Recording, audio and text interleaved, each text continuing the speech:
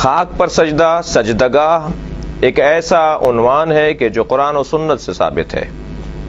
وَجُعِلَتْ لِيَ الْأَرْضُ سُجَّدًا، اللہ نے میرے لیے زمین کو، خاک کو سجدگاہ قرار دیا ہے۔ یہ حدیث پیغمبر ہے کہ جسے علماء اہل سنت نے اپنی کتابوں میں، بالخصوص بخاری میں اور صحیح نسائی میں، ابن ماجہ میں اور سنن ابن داؤد وغیرہ میں اس حدیث کو نقل کیا۔ پیغمبر جب سجدہ کیا کرتے تھے تو آپ قالین پر سجدہ نہیں کرتے تھے، پیغمبر اکرم کپڑے پہ سجدہ نہیں کرتے تھے، بلکہ آپ نے اپنے ایک صحابی کو دیکھا کہ جو نماز پڑھ رہے تھے اور ان کا امامہ زمین کے اور ان کے درمیان حائل تھا، ان کے ماتھے میں، ان کی پیشانی اور زمین کے درمیان حائل تھا۔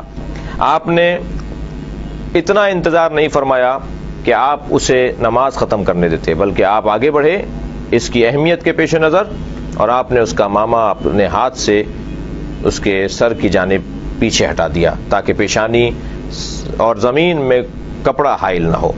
لہذا کپڑے پر سجدہ یہ پیغمبر اکرم کی سنت سے ہٹ کر ہے۔ السجود علی الخمرہ، یہ کتب اہل سنت کے اندر پورا باب ہے۔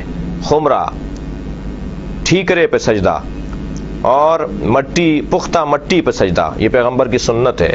پیغمبر اکرم کپڑے پہ سجدہ نہیں کرتے تھے۔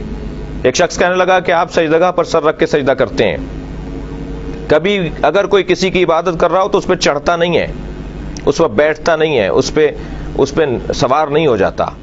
ہم خانہ کعبہ کی عبادت نہیں کرتے، خانہ کعبہ کی طرف رخ کر کے اللہ کی عبادت کرتے ہیں، لہذا خانہ کعبہ کی چھت پر کھڑے ہو کر بھی اذان کہی جاتی رہی ہے، نبی کے زمانے میں بھی اور بعد از پیغمبر بھی۔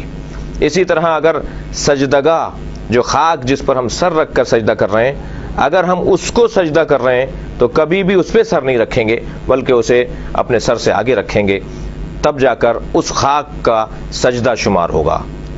کربلا سے پہلے مطلقاً خاک پر سجدہ ہوتا ہے، لیکن کیونکہ وَطَابَتُ الْأَرْضُ الَّتِي فِيهَا دُفِنْتُمْ، معصوم فرما رہے ہیں کہ وہ خاک جس میں آپ حسین دفن ہو گئے، اے اصحاب پیغمبر جس خاک میں آپ دفن ہو گئے، وہ خاک طیب و طاہر ہے، لہٰذا جب خاک پر سجدہ کرنا ہی ہے تو پھر وہ خاک جو طیب و طاہر زیادہ فضیلت رکھنے والی ہے، اسے اگر سجدہ قرار دے دیا جائے تو بالکل ٹھیک ہے۔